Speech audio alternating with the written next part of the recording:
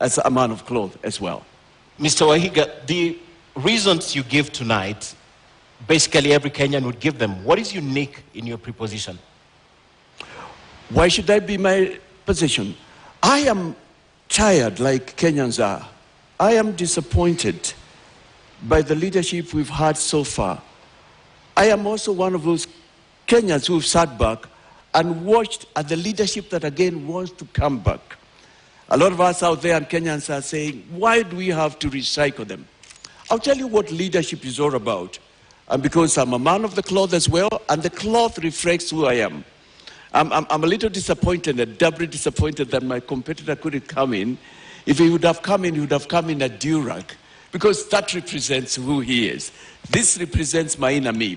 But leadership, if you have occasion to look, and we read books here, the scripture, the man, one of the people I follow much, is one who was known as King David. And it says, when he was the president, the prime minister of the nation of Israel, it's written of him that he shepherded that nation according to integrity of heart and skillfulness of his hands. Leadership is about taking care, providing, making a way. And that's why, as a man of cloth, as a lawyer, and for the first time we have a lawyer as a presidential candidate, it is so defining that a person like me, because if a man of cloth would follow the ways of the scripture and the ways of our constitution, if he would follow the ways that are right and accepted international standards, he would not steal from his people, we would not have the level of scandals we've had in this nation, which I'll talk in a moment.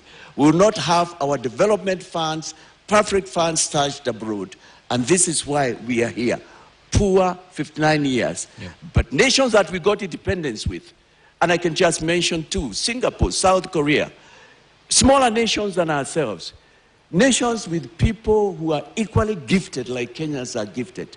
We are nowhere near catching up with them. I am here because I believe we've got what it takes as Kenyans. We can do it, and we have a reason after 9 to do it and move forward. Mr. Wahiga, the church does play a crucial role in national development and in securing our nation in many ways and in bringing guidance to the people. But many would argue that in many ways the church has failed us. What are your thoughts on that? I wouldn't agree with them. I wouldn't agree with them. To the contrary, my thinking is that the church has not been fully involved in governance, separate but yet a very important. Now, talking about the liberations we've had in this nation from 1963, the fight for independence, talking about the first liberation, the second, the Constitution review, the church was very key. Religious organizations are important. Faith is an integral part of mankind, and every person, it doesn't matter who it is, believes in something, follows something, and refers to something when the time comes, when push comes, when pull comes to push. But you would have to be specific, because I know the church has been speaking out. We've had Bishop Sokulu, we had Muge, we have Joya still with us, gallant men of this nation. And I can say we are here because of that. Probably what you are referring to is you expect more. This time you have one of them, but also a professional in his own right. The voices you have mentioned are voices of yesteryears. I'm yet to hear you mention the current voices speaking, because your voice has been silent on this. We haven't heard you condemn what's going on in the country. We haven't seen you come out loud. And specific example, when politicians infiltrate the church and stand at the podium and speak about politics, we have never heard you condemn this. Well, you know, there are many ways to engage, and I've engaged in my area. Standing for me here is a journey of about 22 years. This is a starting that started from the year 2000. And this is not even my first time to express an interest in leading this nation. This is my 6th stab at an election. And in all that, it's been an expression of the fact that I have been unhappy. I have been unhappy. As a party leader, we have had occasion. We may not probably have been as loud Or if you wish, you may not have covered us. And I'm not referring to you particularly, Ken. But we have spoken out on matters.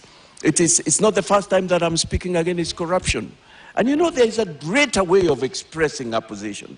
By your example, by who you were. As I stand here, I know nobody can accuse me of having been involved in any of these scandals. As I stand here, I'm a witness. I am an example of the fact that any Kenyan can run for presidency. As I stand here, I am here to break this sort of wall where we believed only a certain person and peoples. The Catholic Church has been issuing statements, NCCK has done that, Evangelical Alliance, the Muslims have been speaking. Probably it's only that they haven't been covered as much. You yourself say that this is your 6th stab at an election. You have been unsuccessful in the past, for example, when you ran for governor of Lamu in 2013. So what's different now? What makes you think you will win this race?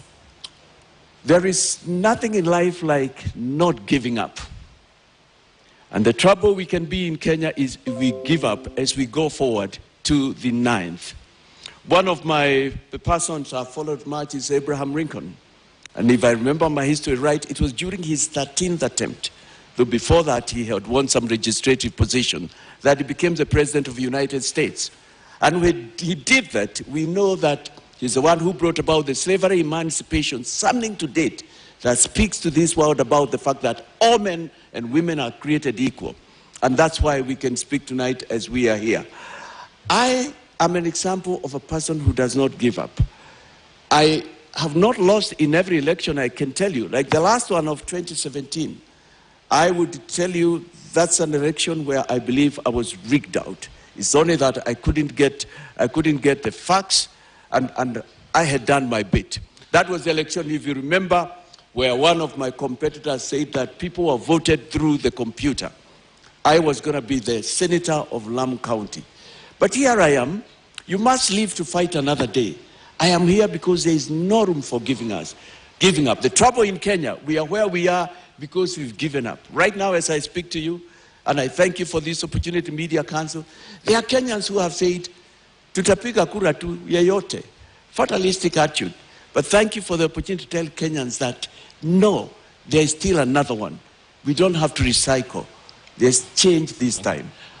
Maybe because you've not gotten the opportunity, that's why you can stand tall and say you have not been involved in any corruption, perhaps if you had an opportunity. But away from that, as an advocate, would you advocate for the division, complete division between the state and religion? First, on your first question, it's not that I have not had an opportunity, I have not been appointed at the top. No, I have had occasions where I have led, but also in my private life. You see, it fights from the lowest unit as a lawyer. I can stand here and say, I have not been accused. I have not stolen clients' money. It's not just here. I've had positions of responsibility. I've sat on the Council of the Law Society.